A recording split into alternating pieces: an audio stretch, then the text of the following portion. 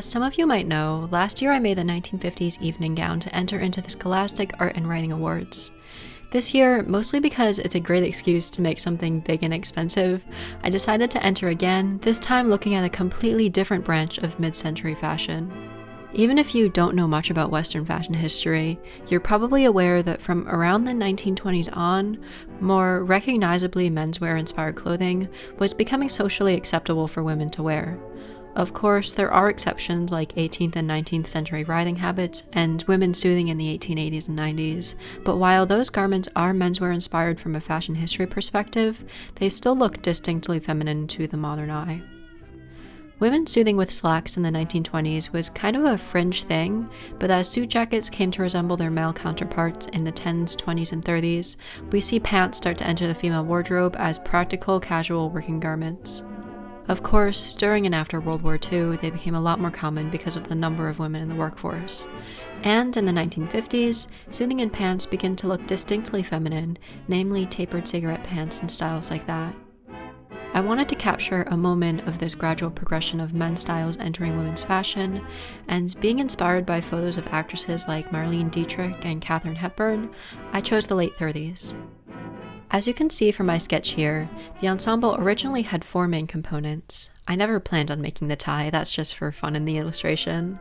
First was a basic collared shirt. A lot of 1930s blouses have gathered or frilly elements, which wouldn't match the ensemble very well, so I knew I wanted a basic white blouse. I already have a mid-40s blouse, and I put a lot of work into perfecting its pattern and fit, so since it wasn't going to be seen very much under the jacket, I decided to just use that. Second was a knitted Fair Isle vest, which entered Western men's fashion when the Prince of Wales had a portrait done in one of these sweaters in 1921. And Fair Isle knitting became very popular for women in the 1940s because it used up small bits of yarn and was efficient for wartime rationing. So I figured for the late 30s, it was the perfect piece to pay homage to this fun piece of fashion history. However, spoilers, I've only been knitting for about 2 years, and even though I've done nearly exclusively vintage knitting, the idea of coming up with an entire Fair Isle pattern that was historically plausible was really daunting. And then it occurred to me that I'd have to buy many skeins of wool in different colors and only use a small bit of each, and that, I think, is an unnecessarily large investment. So I did end up scrapping the Fair Isle vest idea. Third was what I was discussing in the intro, a pair of late 30s slacks. Just to make myself clear, it's much more common to see suiting with a jacket and a matching skirt instead of slacks in this period. But for example, actresses like Marlene Dietrich and Katharine Hepburn did sometimes wear these masculine styles, and because they were casual looks, the top and bottom were made of different fabrics. Here I've got them drawn with very wide legs, as were commonly seen in the 30s. Palazzo pants were also a 30s thing, just as a side note, but that's obviously not what I'm going for. I might be wrong about this, but loose-fitting women's pants in the 20s and 30s might be a remnant of the Victorian split skirt, just sharing the idea that women's bifurcated garments should resemble a skirt and thus be wider cut. Whatever the reason, I screwed it up and misjudged the amount of fullness I was going to get out of my pants pattern, and so they look like straight 1940s slacks. I guess only making mock-ups of the top half was a bad idea. Anyway, just because I really enjoy pattern drafting, I split the dart fullness that draws into the waist into 3 darts of varying length, just for an added style detail. And lastly, the focus of this video is the suit jacket.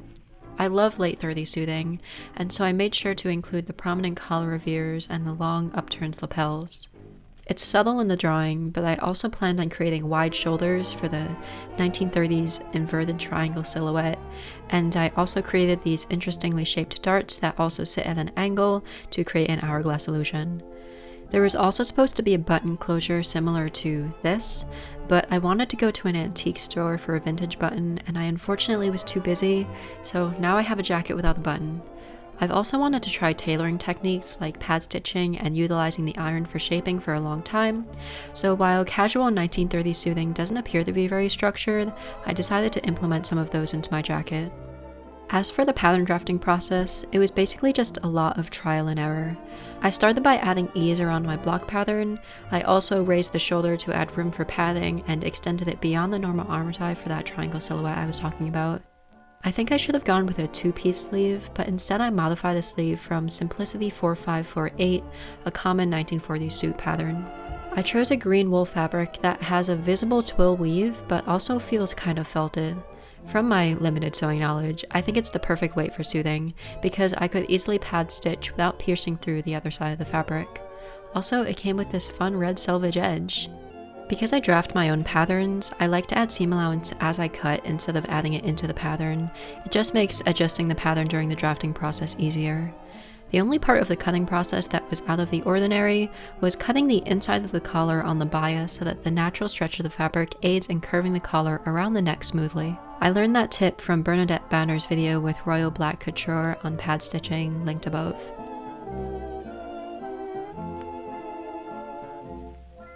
Because I didn't include seam allowance in the pattern, I could easily thread mark the sewing lines on all my pieces. On most of the casual sewing I do, I skip this step, but I figured this project warranted some level of precision. It only took me about an evening to do all my pattern pieces. Next, I transfer the darts onto the front and back pieces. Usually, I punch holes in my patterns whenever I want to transfer information, then I use a disappearing ink pen and let the ink bleed through to both layers of fabric, and it's a really quick way to mark my fabric.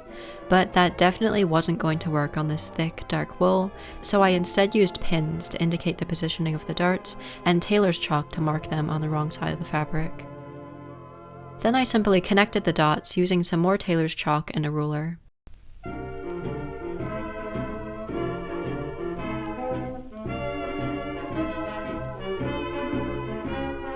I could then begin pinning the darts in preparation for sewing. Because they were double-ended darts and I'd chosen to angle both ends out from the waist to give an hourglass illusion, one side of the dart was longer than the other, which meant that it had to be eased to fit without puckering.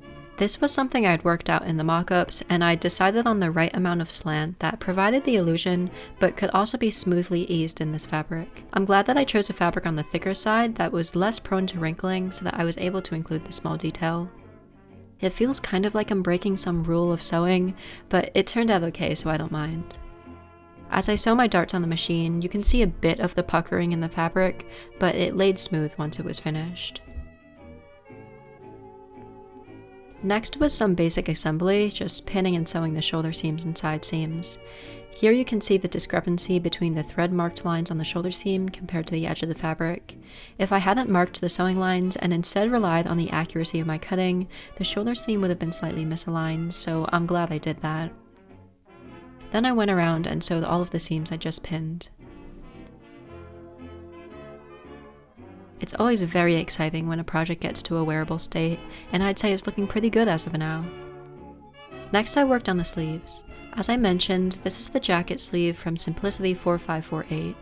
The only changes I made in the mock-up were lengthening the sleeve so that it fit at the elbow more accurately, and narrowing it a bit so that the sleeve cap would fit more smoothly into the armhole. One side of the sleeve is longer than the other, with most of the extra fullness being at the elbow in order to make movement more comfortable. So I eased the extra fabric as if I were setting a sleeve, then sewed the sleeve seam. Before setting the sleeve, I like to start by putting a row of gathering threads along the sleeve cap. Not all sewing manuals recommend doing this, but I do it with every sleeve regardless of whether it's gathered or not. In my opinion, it just makes it easier to set evenly, and it's one of the few sewing tips that I actually use. I find a lot of patterns have a really wide sleeve cap that has to be smoothly set into an arm's eye, and sometimes no matter how much time I spend on it, I still end up with small puckers. It's especially pronounced on thick wools, and if the fullness can't be shrunk out with the iron, there's not much you can do about it, so that's why I tend to put smaller sleeve caps on my patterns. I used instructions from a 1940s book, The Complete Book of Sewing, to properly shrink out the fullness in the sleeve cap, and this is how it turned out. I'm really proud of how smooth I was able to get it. Next, I began thinking about pad stitching within the jacket. The Complete Book of Sewing advises to, quote, use tailor's canvas in the pointed lapels. Many professionals use it for the whole interfacing. Others make the interfacing of unbleached muslin with a revers stayed with tailor's canvas. I already had this thick cotton twill stiffener, so I decided to meet in the middle between muslin and tailor's canvas and just use that for my first pad stitched project. The complete book of sewing didn't provide very detailed instructions on pad stitching, so I again referred to Bernadette Banner and Royal Black Couture's video, which directed me to cut the interlining layer with a generous seam allowance, even though it would be cut away so that I could ensure having enough fabric as it was folded and shaped. I'm pad stitching onto the inner collar, which is cut on the bias, and working outwards from the fold line, which I've basted in white. I've also marked the fold line that follows the curvature of the neck. I think that line is something you're supposed to work out in the mock-up, but I guessed and it worked out pretty well. My first attempt at pad stitching did very little in shaping the fabric, so I tore it out and tried again.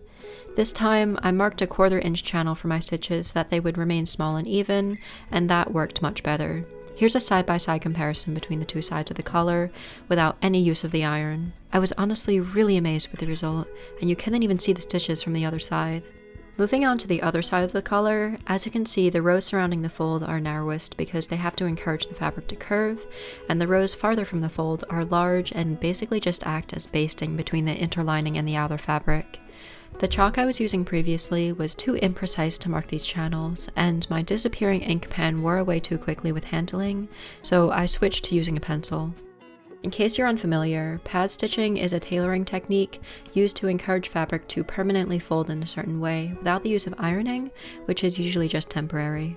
The fabric is literally forced to fold because it's stitched to an interlining layer in a certain position using tiny horizontal stitches. As you sew, you use your finger to create the fold that you want, being very careful to only stitch partially through the fabric so that the stitches can't be seen on the other side. In my experience, it cramped my wrist on my non-dominant hand and beat up my fingers on my dominant hand, and was really just an exercise in precise hand sewing, but it went pretty fast and it was really fun to create such a dramatic result. I even sewed the line of stitches directly on the fold to really encourage that shape, and this thick fabric allowed me to do that without it showing on the other side. Granted, I did buy some Gutermann thread that was easy to stitch with and was a perfect match to my fabric, so it wasn't a huge deal if I made a few stitches that poked through. Once I was done, I could cut away the seam allowance around the collar piece to eliminate bulk within the seams. Then I moved on to interlining and pad stitching within the lapels. I'm just using my pattern piece to cut interlinings that will sit under the facings on the front of the jacket.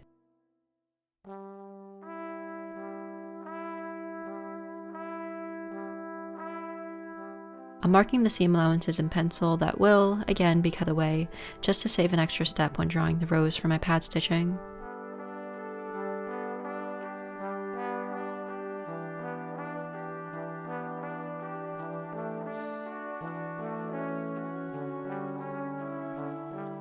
While I was at it, I also used the cotton interlining pieces to cut facings for the jacket in the green wool. I also cut a back facing and later interlined that as well.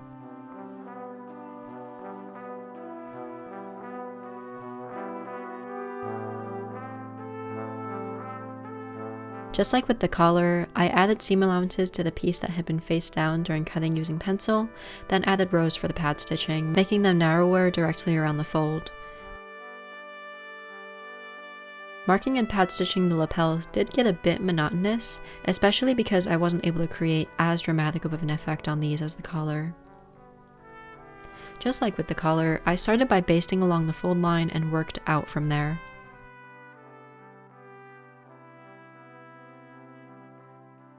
The majority of the pad stitching on these lapels didn't even do anything, it was just serving as basting, which was a bit annoying. However, I was able to get some very pretty footage of it.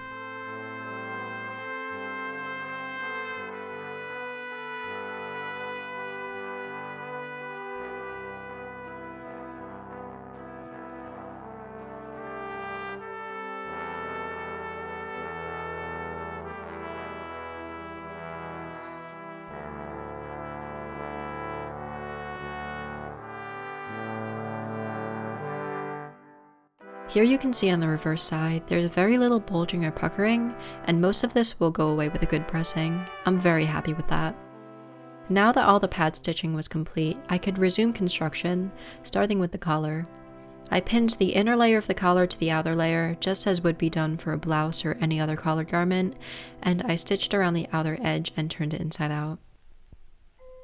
Next, I hand basted the two layers together along the edge that was going to be attached to the neckline to preserve the shape the pad stitching gave to the collar.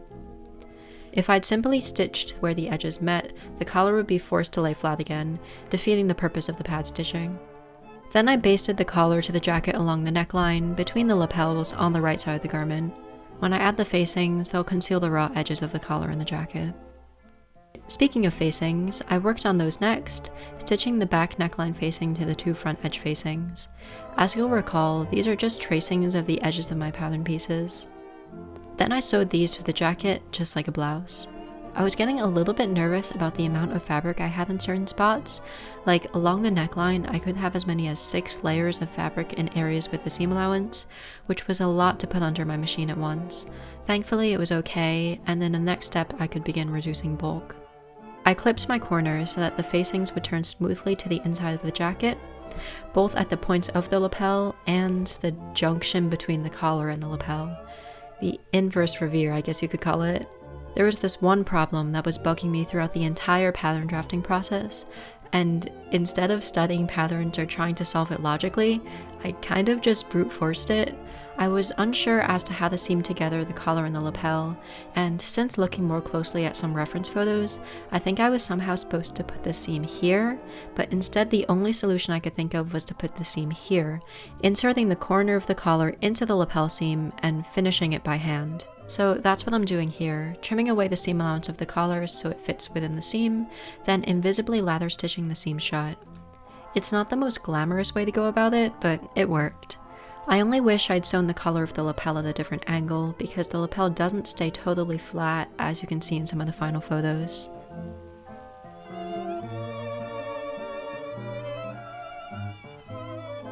The body of the jacket was pretty much finished, so my next order of business was the shoulder pads. This is the draft of the jacket shoulder pad on page 67 of Michael Rohr's Pattern Drafting and Grading.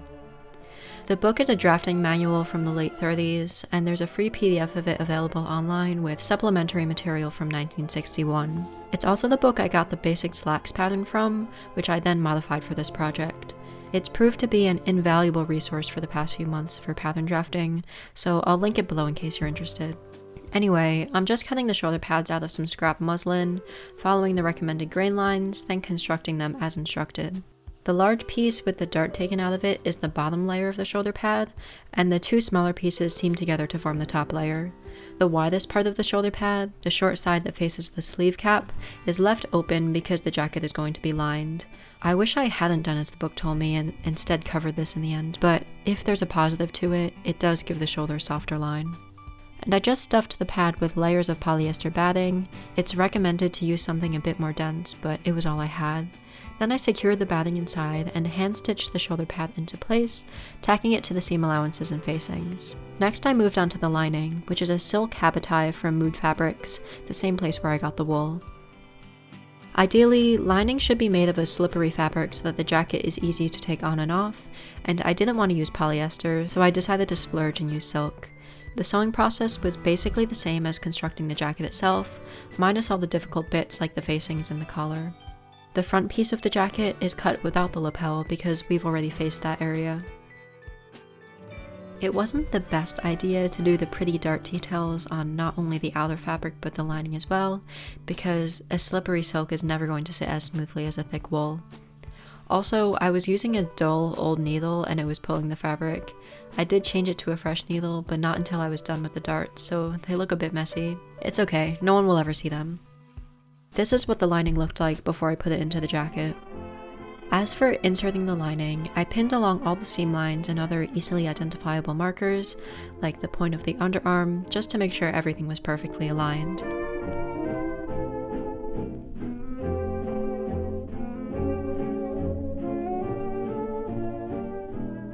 Then I cleaned up the bottom edge on both the wool layer and the silk layer. Doing so allowed me to turn under the raw edge of the silk and pin it in place along the edge of the garment.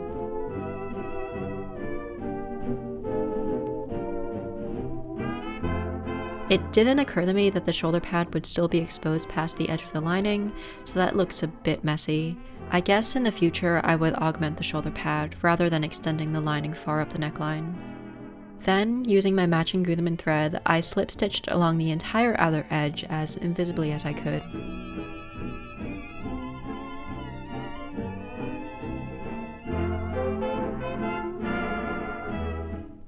Overall, I'm really happy with how this jacket came out.